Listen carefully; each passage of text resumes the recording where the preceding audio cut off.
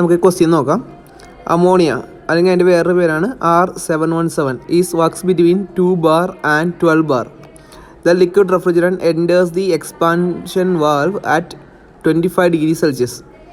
Find refrigeration effect, work done, mass of refrigerant flows, COP, power, amount of heat transferred in condenser for 1 TR. അല്ലെങ്കിൽ ഇങ്ങനെയും പറയാം, capacity of the cycle is 1 TR എന്നും കൂടി പറയാം. ഇവിടെ സിമ്പിളായിട്ടാണ് works between 12 bar 2 bar എന്നും 12 bar എന്നും പറഞ്ഞിരിക്കുന്നത്. ഈ 2 bar എന്ന് പറഞ്ഞു കഴിഞ്ഞാൽ കണ്ടൻസർ പ്രഷർ അല്ല, ഇവാപ്പറേറ്റ് പ്രഷറാണ്. കണ്ടൻസർ പ്രഷർ വലുതായിരിക്കും. കണ്ടൻസർ പ്രഷർ എത്രയാണ് ഇവിടെ? 12 bar ആണ്. അപ്പോൾ evaporated pressure 2 bar condenser pressure 12 bar ആയിരിക്കും.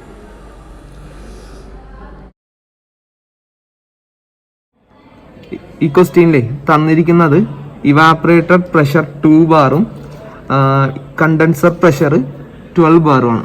അപ്പോൾ നമ്മുടെ ഇതാണ് നമ്മുടെ pH ചാർട്ട്. ഈ pH ചാർട്ടിൻ്റെ അകത്ത് ഈ കാണുന്ന ലൈനാണ് പ്രഷർ ലൈൻ. ഇതിങ്ങനെ പോകുന്ന ഈ ലൈനെയാണ് പ്രഷർ ലൈൻ എന്ന് പറയുന്നത്. എന്നാൽ ടെമ്പറേച്ചർ ലൈന് വരുന്നത് എങ്ങനെയാണെന്ന് വെച്ച് കഴിഞ്ഞാൽ, ടെമ്പറേച്ചർ ലൈൻ നമുക്ക് ഇതേ ക്വസ്റ്റ്യൻ ടെമ്പറേച്ചറിലും തരാം കേട്ടോ. ടെമ്പറേച്ചറിൽ തന്നാൽ നമ്മൾ ഇതാണ് ടെമ്പറേച്ചർ ലൈൻ, ഇങ്ങനെ വരും. ഇത് സബ് കൂൾഡ് റീജിയൻ എന്ന് പറയും. ഈ റീജിയനെയാണ് സബ് കൂൾഡ് റീജിയൻ എന്ന് പറയുന്നത്. ഈ ടെമ്പറേച്ചർ ഇപ്പോൾ 10 ഡിഗ്രി സെൽഷ്യസ് ഞാൻ വരച്ചിരിക്കുന്നത്, ഇതിപ്പോൾ അകത്തേക്ക് കയറും. ഈ അകത്തേക്ക് കയറിയിട്ട് ഈ സാച്ചുറേഷൻ കർവ്, ഇതിനെയാണ് സാച്ചുറേഷൻ കർവ് എന്ന് പറയുന്നത്. ഈ സാച്ചുറേഷൻ കർവിൽ നിന്ന് തൊട്ടകത്തേക്ക് കയറും. ഇതിൻ്റെ അകത്തേക്ക് കയറിയിട്ട് ഇവിടെ എത്തിക്കഴിഞ്ഞാൽ ഇയാൾ ഇങ്ങനെ താഴേക്ക് വീഴും. കണ്ടോ, ഇവിടെയും 10 ഡിഗ്രി സെൽഷ്യസ് എന്ന് പറഞ്ഞ് കൊടുത്തിട്ടുണ്ട്. അപ്പോൾ ടെമ്പറേച്ചർ വരുന്നത് ഇങ്ങനെ വന്ന് ഇങ്ങനെയാണ്. ഇവിടെ ഫുള്ള് ലിക്വിഡാണ്.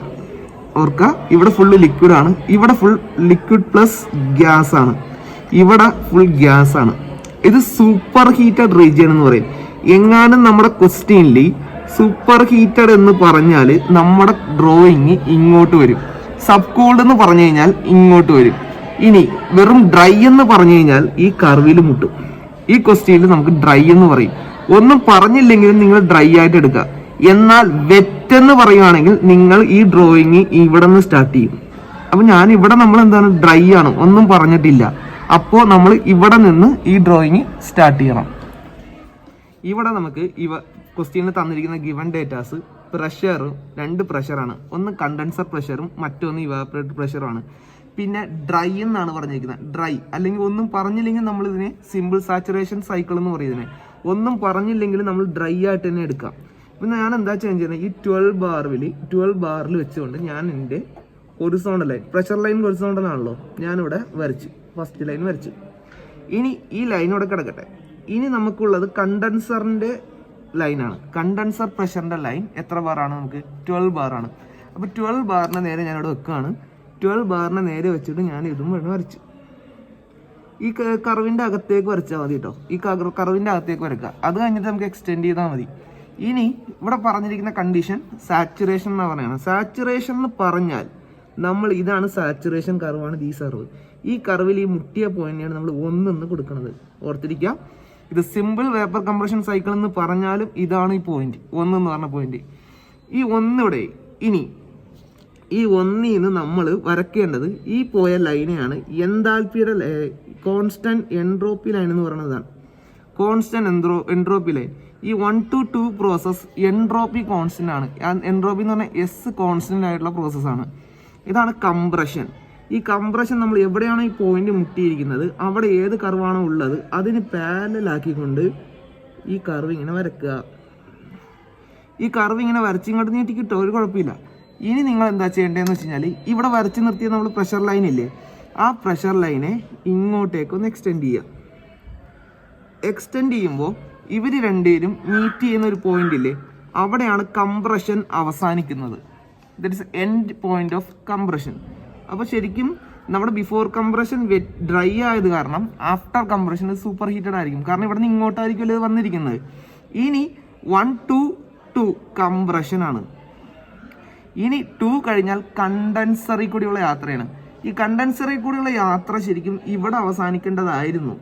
പക്ഷെ നമുക്കിവിടെ liquid refrigerant enters the expansion valve at 25 degree Celsius എന്നാണ് പറഞ്ഞിരിക്കുന്നത്.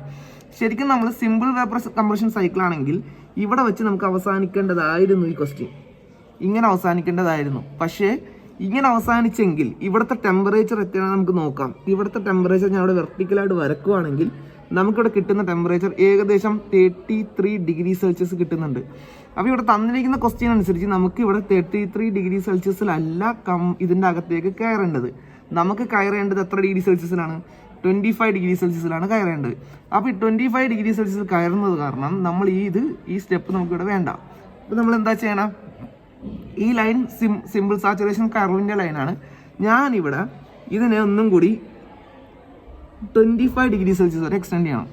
ഇത് 30 ഡിഗ്രി സെൽഷ്യസിൻ്റെ ലൈനാണ്, ഇത് 20 ഡിഗ്രി സെൽഷ്യസിൻ്റെ ലൈനാണ്. ഇതിൻ്റെ മിഡായിട്ട് വരുന്നതാണ് എത്ര? 25 ഡിഗ്രി സെൽഷ്യസ്. നിങ്ങൾ സ്കെയിൽ വെച്ച് മെഷർ ചെയ്താൽ എത്രയുണ്ട്? ടോട്ടൽ ഡിസ്റ്റൻസ് 9 ഉണ്ട്. അപ്പോൾ 4.5 എടുത്തിട്ട് ഒരു ഹൊറിസോണ്ടൽ ഒരു വെർട്ടിക്കൽ ലൈൻ വരച്ചാൽ മതി. അത് എത്രയായിരിക്കും? 25 ഡിഗ്രി സെൽഷ്യസ്.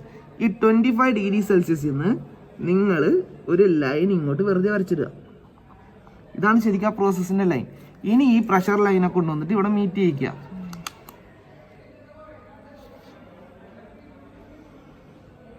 മീറ്റ് ചെയ്ത് ഇപ്പം സൈക്കിള് ഇതാണ് 3. ഈ കർവിൽ മുട്ടുന്ന പോയിന്റൊക്കെ ഡാഷ് കൊടുക്കുക, 3 ഡാഷ്. അപ്പോൾ ഇത് കയറി ഇവിടെയാണ് എക്സ്പാൻഷൻ നടക്കുന്നത്. എക്സ്പാൻഷൻ വാൽവ് ഇവിടെയാണ്. ഇതാണ് കണ്ടൻസർ, ഇവിടെയാണ് ഇവാപ്പറേറ്റർ. ഇനി ഈ ലൈൻ താഴെ വന്നിട്ട് നമ്മുടെ മുമ്പത്തെ പ്രഷറിൻ്റെ ലൈനില്ലേ, ഇവാപ്പറേറ്റർ പ്രഷറിൻ്റെ ലൈനില്ലേ, പിയുടെ ലൈനുമായിട്ട് മുട്ടുന്ന പോയിന്റാണ് 4. ഇതൊരു പ്രത്യേകത ഉണ്ട്. ഇവർക്കിടെ ഓരോ എന്താൽപ്പിയും നമ്മൾ മെഷർ ചെയ്തെടുക്കുക. എന്താൽപ്പി മെഷർ ചെയ്യാനുള്ള സിമ്പിൾ ടെക്നിക്ക് ഞാൻ പറഞ്ഞുതരാം. നമ്മൾ എന്താ ചെയ്യണമെന്ന് വെച്ച് കഴിഞ്ഞാൽ ഞാനിവിടെ വെച്ചിരിക്കുന്ന ലൈൻ 1400 വെച്ചിരിക്കുകയാണ്. 1400-നും 1500-നും ഇടയിലാണ് നമ്മുടെ ഈ 1 എന്ന് പറഞ്ഞ പോയിന്റ് നിൽക്കുന്നത്.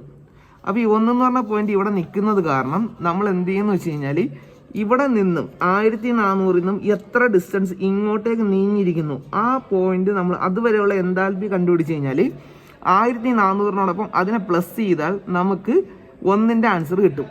അതിന് നമ്മൾ എന്താ ചെയ്യുന്നത് വെച്ചാൽ ഇന്റർപൊലേഷൻ എന്ന് പറയും. ഈ മെത്തേഡിനെ പറഞ്ഞ പേരാണ് ഇന്റർപൊലേഷൻ. ടോട്ടൽ 1400 തുടങ്ങി 1500 വരെ എനിക്ക് 18 mm ഉണ്ട്. എത്ര mm ഉള്ളത്? 18 mm ഉണ്ട്. എനിക്ക് 18 mm ഉണ്ട് ടോട്ടൽ ലെങ്ത്. ഇനി 1400 തുടങ്ങി 1 വരെയുള്ള ഡിസ്റ്റൻസ് എനിക്ക് 4 mm ഉണ്ട്. അപ്പം ടോട്ടലാണ് ഇത് നമുക്ക് അവിടം വരെ ഉണ്ടായിരുന്നത് എക്സ് ആണെന്ന് വിചാരിക്കാം. അപ്പോൾ ഈ ഫോമുല എഴുതാം, x/t ഇൻറ്റു എന്താൽപ്പിൻ്റെ ഡിഫറൻസ് 1500 മൈനസ് 1400. ഇവർക്കിടയിലാണല്ലോ ഈ സാധനം ഉള്ളത്. അപ്പോൾ എക്സ് എത്രയാണ്? X 4 divided by 18 into 100. ഇതാണ് കുഞ്ഞ് ഈ ഇവിടം തുടങ്ങി ഇവിടം വരെയുള്ള നമ്മുടെ എന്താൽപ്പിയുടെ വാല്യൂ. ഇനി നമുക്കിത് എത്ര കിട്ടിയെന്ന് നോക്കാം. ഈ വാല്യൂ കിട്ടിയ വാല്യൂ എത്രയും ഇത് നമ്മൾ മൾട്ടിപ്ലൈ ചെയ്യാം. ഇപ്പം 400 ഡിവൈഡഡ് ബൈ ഇത് കിട്ടും. നമുക്ക് ഏകദേശം 22.22 കിട്ടി. ഇനി നമുക്ക് അതെന്താന്ന് വെച്ച് കഴിഞ്ഞാൽ ഈ 1400 തുടങ്ങി ഈ 1 വരെയുള്ള ഡിസ്റ്റൻസ് ആണ് ഈ 22.22 കിലോ ജൂൾ പെർ കെൽവിൻ. അങ്ങനെയാണെങ്കിൽ H1 is equal to എത്രയാവും? 1400 plus 22.22. Answer 1422.2 kilo joule per kilogram ആയിരിക്കും നമ്മുടെ H1. സിമിലർലി നമ്മൾ ഓരോ പോയിന്റും രണ്ടാമത്തെ പോയിന്റ് ഇപ്പോൾ എവിടെ നോക്കാം. രണ്ടാമത്തെ പോയിന്റ് എവിടെ നിൽക്കുന്നത്? 1600-നും 1700-നും ഇടയിലാണ്. അപ്പം നമ്മൾ എന്ത് ചെയ്യണം? ഇവിടെയും നമ്മൾ വെച്ച് നോക്കുക സ്കെയില്. 1600 തുടങ്ങി ഇവിടം വരെ എത്രയാണ്? ഇവിടെ എനിക്ക് 19 കിട്ടുന്നുണ്ട് കേട്ടോ. അപ്പോൾ നമ്മൾ എന്ത് ചെയ്യണം? എക്സ് എത്രയാണ്? 19. എക്സ് അറിയില്ല. ടി എത്രയാണ്? 19. എക്സാ? എക്സ് 12. അപ്പോൾ നമുക്ക് ഇതിൻ്റെ ഇക്വേഷൻ എഴുതാം. ഷോർട്ടാക്കി എഴുതാണ് ഞാനിപ്പോൾ. H2 is equal to എവിടെ നിന്നാ പ്ലസ്? 1600 പ്ലസ് എന്താണ്? x/t ഇൻറ്റു അത് തമ്മിലുള്ള ഡിഫറൻസ് 1700 മൈനസ് 1600. ആൻസർ എത്രയാണ്? 100. സോ ഞാനിവിടെ എഴുതാണ് 1600 plus x 12 divided by total 19 into 100. നമുക്ക് ഇവിടുത്തെ ഉത്തരം കിട്ടും. എത്ര കിട്ടി? ഇത് നമ്മൾ മൾട്ടിപ്ലൈ ചെയ്യുക. അപ്പോൾ എന്താ പറയും? നമുക്ക് അതിൻ്റെ ഉത്തരമാണ് കിലോ ജൂൾ പെർ കിലോഗ്രാമിൽ കിട്ടും. ഓക്കെ. സിമിലർലി നമ്മൾ ഓരോ പോയിന്റും ഇതേപോലെ നമ്മൾ എടുത്ത് എഴുതണം. ഇപ്പോൾ H3 എടുത്താണെന്ന് വിചാരിക്കാം. H3 ഇതിൻ്റെ ഉത്തരം 1663.16 കിലോ ജൂൾ പെർ കിലോഗ്രാം. നമുക്കിതാണ് വേണ്ടത്. H1 കിട്ടണം, H2 കിട്ടി, അടുത്ത H3 എവിടെയാണെന്ന് നോക്കാം. 3' അല്ല, 3 എവിടെയാണ് നിൽക്കണം ശരിക്കും? ഈ 300-നും 200-നും അടുക്കാണ്. 300-ന്റെ തൊട്ടടുത്താണ് നിൽക്കണം. കറക്റ്റ് 300 അല്ല. ഇനി അത് മെഷർ ചെയ്യാണ്. 21 ആണ് ടി. ടോട്ടൽ 21 ആണ്. അപ്പോൾ 200 പ്ലസ് 21 ആണ് ടോട്ടൽ. അപ്പോൾ 21. ഞാൻ ഇക്വേഷൻ പതുക്കെ ചെറുതാക്കി കൊണ്ടുവരികയാണ് കേട്ടോ. കാരണം ഒറ്റടിക്ക് ഇത് ഞാൻ മൊത്തോട് എങ്ങനെ ചെയ്യണമെന്ന് പറഞ്ഞു തന്നു. ഇത് അടുത്തത് പെട്ടെന്നാക്കി. ഇത് ഞാൻ ഡയറക്റ്റ് നമ്മൾ ചെയ്യാൻ പഠിക്കണേ. ഡയറക്റ്റ് ചെയ്യാനായിട്ട് 21. ഇനി അതുവരെയുള്ള മെഷറിങ് എത്ര വരുന്നുണ്ടെന്ന് നോക്കാം. മെഷറിങ് ഏകദേശം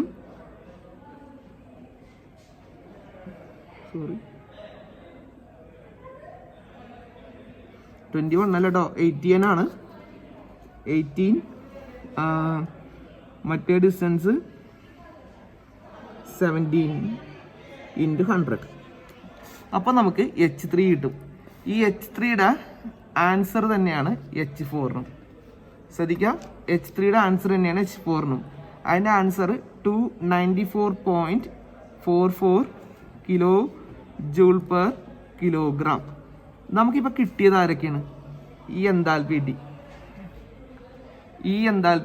H1 കിട്ടി. എല്ലാ എൻതാൽപ്പിയും നമ്മൾ കണ്ടുപിടിച്ചു. ഇത് H2 ആണ്. ഇത്രയും കാര്യം അറിഞ്ഞാൽ മതി നമുക്ക് ഈ സൈക്കിളിലുള്ള എല്ലാ കാര്യവും കണ്ടുപിടിക്കാം. നോക്കാം. ഇവിടെ തന്നിരിക്കുന്നത് 1 ടൺ ഓഫ് റെഫ്രിജറേഷൻ ആണ്. നമുക്കിപ്പോൾ കപ്പാസിറ്റി തന്നിട്ടുണ്ടാവും. എല്ലാ ക്വസ്റ്റ്യനിലും നിങ്ങൾ ശ്രദ്ധിക്കേണ്ട കാര്യമാണ് capacity. That is Q total എത്രയെന്നൊന്ന് നോക്കുക. ഈ ക്യൂ ടോട്ടൽ ഇവിടെ 1 TR എന്ന് പറഞ്ഞേക്കണം. 1 TRന് നമ്മൾ പവർ എത്ര വേണം എന്ന് കണ്ടുപിടിക്കാൻ പോവാണ്. വർക്ക് എത്ര വേണം, കപ്പാസിറ്റി, ഇങ്ങനെ ഇത് ഈ ഒരു 1 TR എന്ന് പറഞ്ഞിട്ടുണ്ടാവും. നിങ്ങളുടെ ക്വസ്റ്റ്യനിൽ ഈ കപ്പാസിറ്റി തന്നിട്ടുണ്ടെങ്കിൽ ശ്രദ്ധിക്കുക, നിങ്ങൾ എവിടെയെങ്കിലും എഴുതിയിടുക. കപ്പാസിറ്റി തന്നിട്ടുണ്ടെങ്കിൽ അതെന്തിനാണെന്ന് വെച്ചാൽ mass flow rate of refrigerant കണ്ടുപിടിക്കാൻ വേണ്ടിയാണ് നമുക്ക് ഈ കപ്പാസിറ്റി തരുന്നത്. എന്തിനാണ് കപ്പാസിറ്റി എന്നത്? മാസ് ഫ്ലോ റേറ്റ് കണ്ടുപിടിക്കാൻ വേണ്ടിയാണ് നമുക്ക് കപ്പാസിറ്റി തരുന്നത്. ഇതെങ്ങനെയാണ് നമ്മൾ കണ്ടുപിടിക്കണം?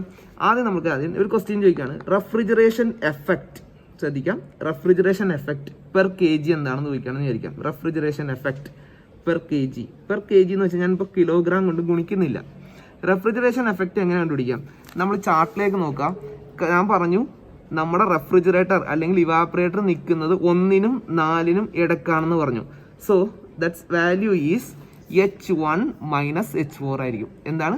H1 മൈനസ് H4 ആയിരിക്കും. അപ്പോൾ ഞാൻ എടുക്കുകയാണ് H1 മൈനസ് H4. നമുക്കിവിടെ തന്നിട്ടുണ്ട്, വാല്യൂസ് തന്നിട്ടുണ്ട്. നമ്മളതിനകത്ത് എഴുതുവാണ് 1422.2 മൈനസ് H4 എത്രയാണ്? 294.44. ഇത്രയും നമുക്ക് കിട്ടുന്നത് 1127.76 കിലോ ജൂൾ പെർ കിലോഗ്രാം കിട്ടി. ഇതാണ് നമ്മുടെ റെഫ്രിജറേഷൻ എഫക്ട് പെർ kg. ഇനി വർക്ക് ഡൺ പെർ kg കാണാം. ഇപ്പം ഞാനിത് പെർ kgക്കാണ് കണ്ടുപിടിച്ചിരിക്കുന്നത്. എന്തിനാണ് ഈ പെർ kg എന്ന് വെച്ചാൽ 1 കിലോഗ്രാം റെഫ്രിജറൻറ്റ് ഫ്ലോ ചെയ്താൽ എത്ര റെഫ്രിജറേഷൻ എഫക്റ്റ് നമുക്ക് കൊടുക്കേണ്ടി വരും, അതാണ് കണ്ടുപിടിച്ചിരിക്കുന്നത്.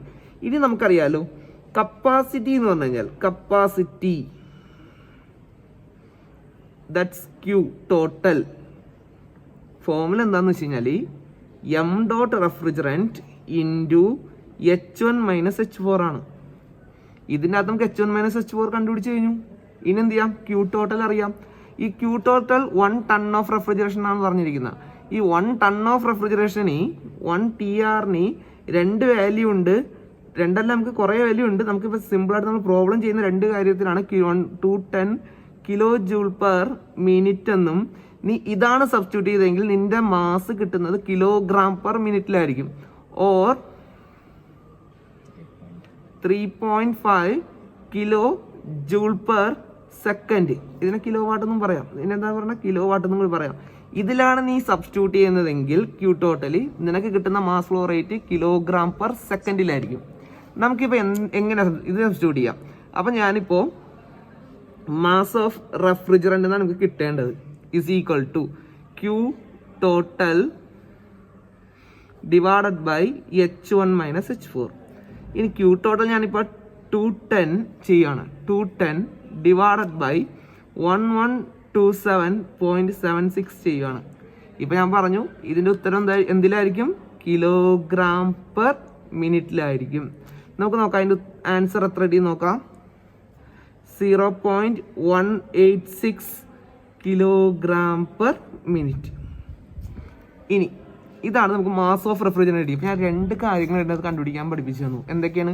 റെഫ്രിജറേഷൻ എഫക്ട് പെർ kg കണ്ടുപിടിക്കാൻ പറഞ്ഞു. ഇനി എന്ത് കണ്ടുപിടിക്കാൻ പറഞ്ഞു? മാസ് ഓഫ് റെഫ്രിജറൻ്റ് എത്രയെന്ന് പറഞ്ഞ് നമ്മൾ കണ്ടുപിടിക്കാനായിട്ട് പഠിച്ചു. ഇനി ഈ ക്വസ്റ്റ്യനിൽ നമ്മൾ അടുത്ത് നോക്കുന്നത് വർക്ക് ഡൺ പെർ kg എത്രയാണ്. എന്താണ് work done per kg? Work നടക്കുന്നത് എവിടെയാണ്? 2നും 1നും ഇടക്കിലാണ് വർക്ക് നടക്കുന്നത്. അപ്പോൾ ഇവർ തമ്മിൽ എന്താൽപ്പിയുടെ ഡിഫറൻസ് അത്രേ ഉള്ളൂ. ഇതിൻ്റെ വ്യത്യാസം ഈ 2ൻ്റെ എന്താൽപ്പി എത്ര നമ്മൾ കുറച്ച് മുമ്പ് കണ്ടുപിടിച്ച് വെച്ചു. ഇനി 1ൻ്റെ എന്താൽപ്പി എന്ന് കണ്ടുപിടിച്ച് വെച്ചു. ഇവർ തമ്മിലൊന്ന് മൈനസ് ചെയ്താൽ മതി, നമുക്ക് ഉത്തരം കിട്ടും. നോക്കാം, ഇവർ തമ്മിലൊന്ന് മൈനസ് ചെയ്ത് നോക്കാം. എങ്ങനെയാണ്? രണ്ടാമത്തെ question work done per kg എന്താണ്? പെർ kg നമുക്ക് വേണമെങ്കിൽ ഇത് വെച്ച് മൾട്ടിപ്ലൈ ചെയ്യാം. മാസ് ഓഫ് റെഫ്രിജറൻ്റ് വെച്ച് മൾട്ടിപ്ലൈ ചെയ്യുമ്പോൾ കിലോഗ്രാം താഴെ നിന്ന് പോകും. എന്ത് കിട്ടും? H2 minus H1. H2 എത്രയാണ്? നമുക്ക് 166.3.16 മൈനസ് H1 എത്രയാണ്? 1422.2. നമുക്ക് കിട്ടുന്നത് വർക്ക് ഡൺ പെർ kg കിട്ടി. Work done per kg 240.96. ശ്രദ്ധിക്കണം, കിലോ ജൂൾ പെർ കിലോഗ്രാം ആണ്. ഇനി ഞാനൊരു കാര്യം പറയാം, നമുക്ക് മാസ് അറിയാലോ. ഈ മാസ് അറിയാമെങ്കിൽ വർക്ക് ഡൺ കിട്ടും. പെർ kgക്ക് വേണ്ട. 1 കിലോഗ്രാം റെഫ്രിജറൻറ്റ് ഫ്ലോ ചെയ്യുവാണെങ്കിൽ ഇത്രയും നീ വർക്ക് കൊടുക്കേണ്ടി വരും എന്നാ പറഞ്ഞ. നിനക്ക് എത്ര കിലോഗ്രാം ഓഫ് റെഫ്രിജറൻറ്റ് ഫ്ലോ ചെയ്യുന്നവരെ പറഞ്ഞിട്ടുണ്ട്. നീ വേണമെങ്കിൽ നീ ഇതിൽ കൺവേർട്ട് ചെയ്യാം. എന്ത് ചെയ്യാം? അപ്പോൾ ഫോമുല എന്താവും അറിയോ? M of refrigerant into H2 minus H1 എന്നാവും. അപ്പം നമുക്കറിയാലോ എം ഓഫ് റെഫ്രിജറൻറ്റ് എത്രയാണ്? 0.186 ഇൻറ്റു H2 മൈനസ് H1 ആണ് നീ കണ്ടുപിടിച്ച് വെച്ചേക്കുന്ന. അതിൻ്റെ ഉത്തരം എത്രയാണ്? 240.96 into answer work done is equal to 44.82. Unit നോക്കാം. നിങ്ങൾക്ക് യൂണിറ്റ് ഒക്കെ നോക്കാൻ ഡൗട്ട് വേണമെങ്കിൽ സിമ്പിളാണ്. ഇതിൻ്റെ അടുത്ത് തന്നെ ഇത് എഴുതി വെക്കുക. Kilo joule per kilogram. Mass എത്ര നമുക്ക് കിട്ടണം? Kilogram per minute. ഈ കിലോഗ്രാമും കട്ടാവും. നമ്മുടെ യൂണിറ്റ് എന്താ? അപ്പോൾ കിലോ ജൂൾ പെർ മിനിറ്റിൽ വേണം. സെക്കൻഡിൽ വേണമെങ്കിൽ നിങ്ങൾ എന്ത് ചെയ്താൽ മതി? ഡിവൈഡഡ് ബൈ 60 ചെയ്താൽ മതി. 1 മിനിറ്റ് എന്ന് പറഞ്ഞാൽ എത്ര സെക്കൻഡാണ്? 1 മിനിറ്റ് ഈസ് ഈക്വൽ ടു 60 സെക്കൻഡാണ്. നിങ്ങൾ 60 കൊണ്ട് ഡിവൈഡ് ചെയ്താൽ മതി. നമുക്കപ്പോൾ കിലോ ജൂൾ പെർ സെക്കൻഡ് ആണെങ്കിൽ അതും കൂടി ചെയ്യാം. Work done is equal to നമുക്ക് സെക്കൻഡിലേക്ക് കൺവേർട്ട് ചെയ്യുകയാണെങ്കിൽ answer 0.747 kilo joule per second ആയിരിക്കും. മനസ്സിലായോ? അപ്പോൾ നമ്മൾ 2 ക്വസ്റ്റ്യൻ നോക്കി. എന്താണ് വർക്ക് ഡൺ എന്നും എന്താണ് റെഫ്രിജറേഷൻ എഫക്ട് പെർ kg എന്നും കൂടി നോക്കി. മൂന്നാമത്തെ ക്വസ്റ്റ്യൻ ഇവിടെ ചോദിച്ചിരിക്കുന്നത്, third question, mass of refrigerant എന്താണെന്നാണ്. ഞാൻ ഓൾറെഡി കണ്ടുപിടിച്ച് കഴിഞ്ഞു. അത് 0.186 ആണെന്ന് തോന്നുന്നു അല്ലേ? 0.186 കിലോഗ്രാം പെർ മിനിറ്റ് ഞാൻ കണ്ടുപിടിച്ച് കഴിഞ്ഞു. ഇനി നാലാമത്തെ ക്വസ്റ്റ്യൻ, ഞാൻ ക്വസ്റ്റ്യൻ വേണമെങ്കിൽ ആഡ് ചെയ്ത് തരാം. എക്സ്ട്രാ വേണമെങ്കിൽ ക്വസ്റ്റ്യൻ ചോദിക്കാം. ഇതിനകത്ത് ഏറ്റവും കൂടുതൽ നമുക്ക് എന്തൊക്കെ ക്വസ്റ്റ്യൻ ചോദിക്കാം എന്നുള്ള കാരണം നമുക്ക് എല്ലാം കൂടി ആഡ് ചെയ്ത് നമുക്ക് തീർന്നല്ലോ. നമുക്ക് ഒറ്റ ക്വസ്റ്റ്യൻ പഠിച്ചാൽ മതിയാവും. ഞാൻ അടുത്ത ക്വസ്റ്റ്യൻ ഇതാണ്. COP എന്താണ്? COP എന്ന് പറഞ്ഞാൽ എന്താ? നമ്മളുടെ ഡിസൈഡ് എഫക്ട് ഡിവൈഡഡ് ബൈ വർക്കാണ്. ഡിസൈഡ് എഫക്ട് എന്ന് പറഞ്ഞാൽ നമ്മൾ തണുപ്പിക്കലാണ് ഇവിടെ ചെയ്യുന്നത്. ഡിസൈഡ് എഫക്ട് തണുപ്പിക്കുന്നത് എവിടെയാണ്? H1 മൈനസ് H4 ആണ്. ഫോമുല ഓർത്താൽ മതി. ഇവാപ്പറേറ്ററിന് അവിടെയാണ് തണുപ്പിക്കുന്നത്. H1 minus H4 divided by work done എവിടെയാണ്? H2 minus H1. ഇനി H1 മൈനസ് H4 എന്താണെന്നറിയോ? റെഫ്രിജറേഷൻ എഫക്ട് പെർ kg നിങ്ങൾ കണ്ടുപിടിച്ച് വെച്ചിട്ടുണ്ട് അവിടെ. Divided by H2 minus H1 എന്താ? Work done per kg. അതും നമ്മൾ കണ്ടുപിടിച്ചിട്ടുണ്ട്.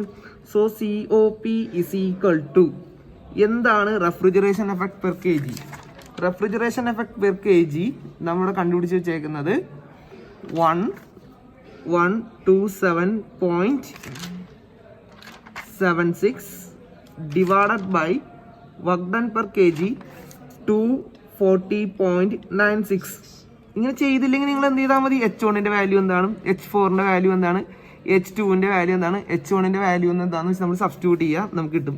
So COP is equal to 4.68 ആയിരിക്കും ആൻസർ. ഇത് വളരെ ഇമ്പോർട്ടൻ്റ് ആണ്. ഞാൻ പല എന്തൊക്കെ ക്വസ്റ്റ്യൻ ചോദിക്കാം, നിങ്ങൾക്ക് ഒരൊറ്റ ക്വസ്റ്റ്യനിൽ എന്തൊക്കെ ക്വസ്റ്റ്യൻ ചോദിക്കാം അതെല്ലാമാണ് നമ്മൾ ചെയ്തുകൊണ്ടിരിക്കുന്നത്. ഇനി 5ാമത്തെ ക്വസ്റ്റ്യൻ പവർ എന്താണെന്ന് ചോദിക്കാമെന്ന് വിചാരിക്കാം. പവർ ഇവൻ്റെ അതും ചോദിച്ചിട്ടുണ്ട്. നമ്മൾ ഈ ക്വസ്റ്റ്യനിലും പവർ എന്താണെന്നാണ് ചോദിച്ചിരിക്കുന്നത്. പവർ എന്ന് പറഞ്ഞാൽ എന്താ, വർക്ക് ഡൺ തന്നെയാണ്. പക്ഷെ വർക്ക് ഡൺ മാത്രമായിട്ട് കിടക്കാൻ പാടില്ല, ഡിവൈഡഡ് ബൈ എന്തുണ്ടാവണം, 60 ചെയ്യണം. ദാറ്റ് ഇസ് പവർ എപ്പോഴും നിങ്ങൾക്ക് വേണ്ടത് കിലോ വാട്ടിലാണ്. അപ്പോൾ നമുക്ക് വർക്ക് ഡൺ ഓൾറെഡി നമ്മൾ എന്തിൽ ചെയ്തിട്ടുണ്ട്, നമ്മളുടെ കിലോ വാട്ടിൽ ചെയ്ത് വെച്ചിട്ടുണ്ട്. So power is equal to എത്രയാണ്, കിലോ വാട്ടിൽ എത്രയാണ് നമ്മൾ പവർ ചെയ്ത് വെച്ചിരിക്കുന്നത്, അതാണ് നമ്മുടെ ആൻസർ. എത്രയാണ് ചെയ്തിരിക്കണം, 0.747 കിലോ വാട്ടാണ് നമുക്ക് വേണ്ട പവർ. ഇനി ഒരു ക്വസ്റ്റ്യനും കൂടി ഞാൻ ആഡ് ചെയ്യാനാണ്, 6ാമത്തെ ക്വസ്റ്റ്യൻ. ആഡിങ് എന്താണെന്ന് വെച്ചാൽ amount of heat removed from, എഴുതാം, അത് ക്വസ്റ്റ്യനിൽ ഇല്ലായിരുന്നു. Amount of heat transfer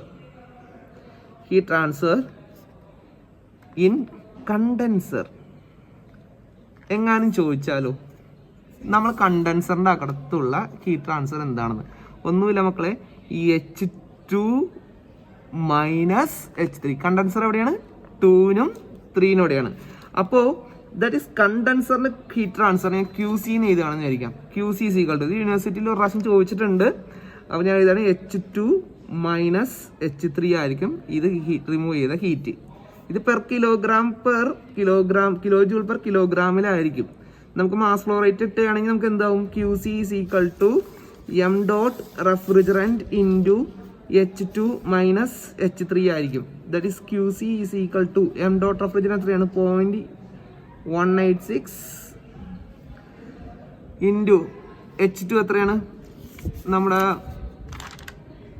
H2 1663.16 minus H4 അല്ല, H4 H3 സെയിം തന്നെയാണ്, 294.44. ആൻസർ